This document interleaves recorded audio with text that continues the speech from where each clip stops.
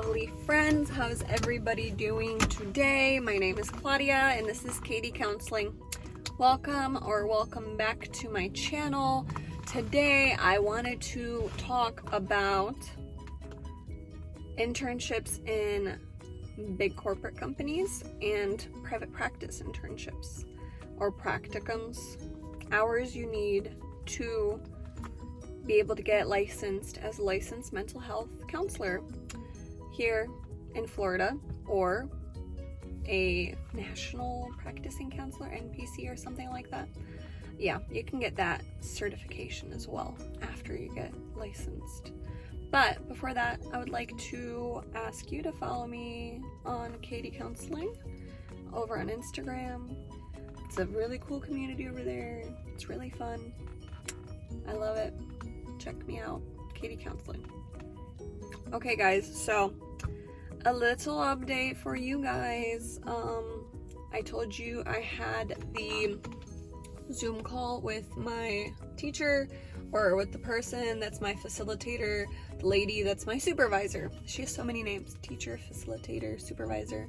She's the person that will be my teacher for the class for supervision and internship, but also she's the lady that signs the contracts for me to be an intern somewhere. She's the one that vets the place.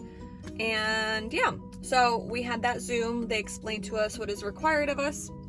I took my resume that I wrote for myself and I added the requirements for the practicum, which is 155 hours for my program, and the internship, which is 300 hours for internship level 1, another 300 hours for internship level 2.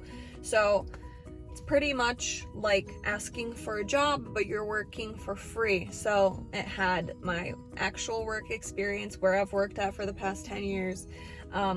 I listed all of my classes, guys, that I've taken that have to do with mental health, and the specialty classes I took in undergrad that, you know, add value to my experience. So I sent those out to about 4 different sites. They all wrote back. They were all interested. 2 of the sites don't have the person that I need to supervise me, so I just kind of, you know, didn't really go with that, obviously. And then 1 site was booked, fully booked, and then 2 people wrote back. One is like a big company that is nationwide, and they've been around for a very long time, and this is where I really want to do my internship. But maybe I can do both since I have internship 1 and 2. The point of this video is to tell you that my experience, but also what you want, because I didn't realize what I wanted until I started the process. So I really want to work for this big company, obviously after I'm done with my internship. But I guess this is like my pros and cons of what I think would be best for me. So both of the internship sites wrote back like, yes, we're interested, you can start in September. Obviously I have to go through like an onboarding, background check, fingerprint process. Other than that though, I want to go over like what I think is good about private practice interning and what's good about like the bigger, you know, everybody has these in their town, like big mental health centers or centers that specialize in something, like addictions or eating disorders or things like that, where you can do inpatient, you can do outpatient, you can do residential, you can do different things like that. So for this company, I really would like to intern there because I feel like they provide such a structured way to learn their type of therapeutic approach. So again, like I said, you do your onboarding like if you were working for like any big corporation, and you get, you know, you're a part of that team, and there's an ideology, and you learn different tools based on what they've done for like 100 years now, almost. And I feel like learning something, and for me, you guys, I don't know if I've told you that, but I really do want to do like substance abuse, addiction, family dynamics, rehab centers, detox centers. That's kind of where I'm landing. I have not interned yet, but that was my specialty in undergrad. I have enough credits. If I just finally would step foot in a mental health facility, I can get the certified addictions professional certification. And now that when I finish my master's degree, when I finish my master's degree, I can transfer that over into an MCAP, which is a master's level certified addictions professional.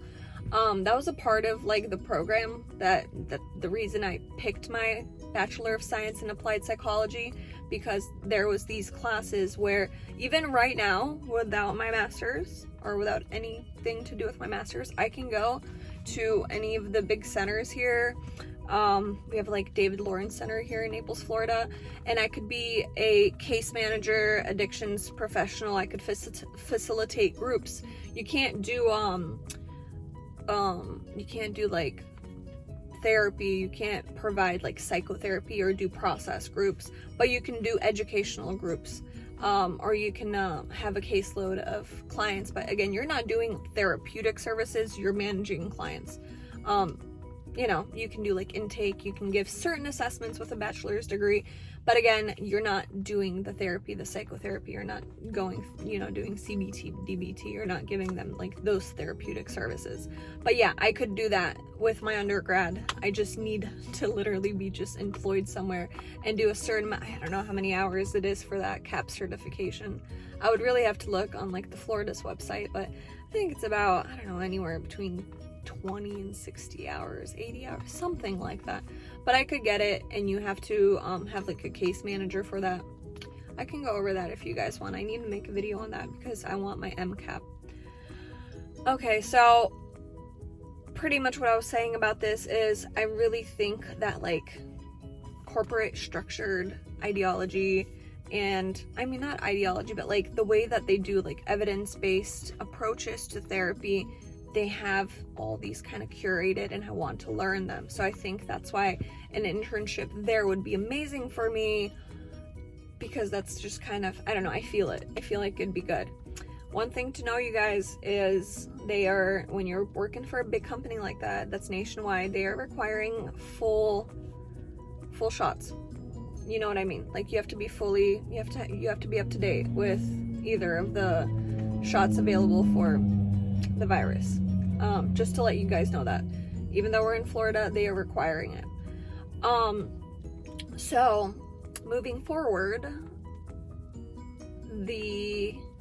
I guess positive things about private practice. So I'm thinking about, I had somebody that's in her own private practice reach out to me that she is also looking for an intern, and starting in September, and I'm actually meeting with her on Monday, so I'll let you know how that goes. And she specializes again in like family and like normal therapy. She does a little bit of everything, and I think private practice would be good because I feel like you almost would get more one-on-one time, and it would be more like a partnership, to where, and I can even see this with like the professional communication I'm having with her. Like she'll text me, she'll be like, oh, are you available on Google Teams on this day? Are you able to come in? It's more lax. So I feel like working in private practice, I could ask those questions like, how do you do this note? Why do you take notes like this? What would you do in this case? How should I open a conversation if somebody tells me XYZ? I feel like it would be a more personal thing because we would be helping each other. I would help her, she would help me, and it would be more one-on-one. But I feel like the one thing about the private practice aspect is you're only getting one view in one like theoretical orientation from this one therapist. And I'm sure they're great, whoever they are, even if they're like the best, even if this therapist is like the best in what they do, I feel like you're gonna pick up their like habits or nuance things that they do. And I'm not sure that I want to be molded by just one individual and like their style. But again, maybe I can do both. Maybe I can do my one internship here and one internship there. And obviously I have to do the practicum, so I don't know about all the programs, but I have to do 155 hours of practicum, which is only 2 hours of direct care a week. So I have to be somewhere, and only for probably 2 sessions a week I have to do like in front of people care or family therapy, like a family or a group therapy a week. Once you get into internship, you have to do 8 hours of direct care and carry a caseload. So when you get into your internship, like, you're the therapist. And that's what I'm saying, guys. Like, I feel like that's when the one-on-one private practice would be really beneficial, because, you know, you can email them, you can text, you know, I can text her and be like, hey, can you help me understand this? And also I can bounce off all these ideas off of my teacher and all the students in my cohort, but at the same time, you know. So that's kind of where I'm at, guys. I have my meeting next Monday at 5. Wish me luck, that everything goes well. And this other big facility, that's already set in stone. That's done with. As long as I do a good job once I go in, I can intern there. My teacher is actually doing all the paperwork right now, all the legal stuff. I'm gonna have to get liability insurance that I have to pay for myself. By the way, that's another cost of internship. You have to have liability insurance just in case anything happens and you mess something up, because we're students. So yeah, let me know what you guys think down below. I will keep you updated even more. I'll let you guys know how everything goes. I hope this helps somebody. Check me out at Katie Counseling over on Instagram. You guys have a great day. Bye-bye.